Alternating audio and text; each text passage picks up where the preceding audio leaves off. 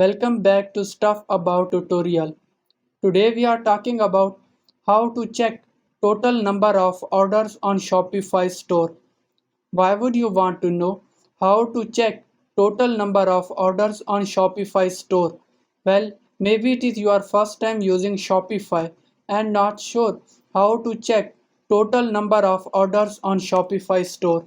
So today I am going to show you how to check total number of orders on Shopify store.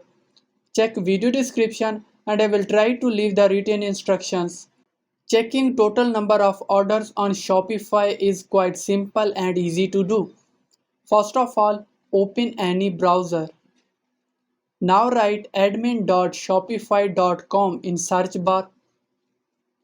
Now you are seeing different buttons on left corner. Click on Analytics.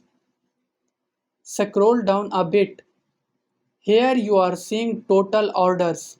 From here you can calculate your total number of orders and advertisement cost. Is the product performing well or not?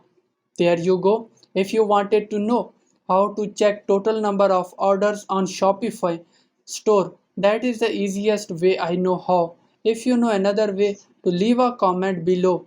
Be sure to subscribe for more videos.